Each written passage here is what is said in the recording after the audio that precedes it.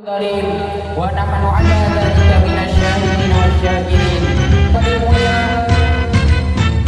marilah kita sama-sama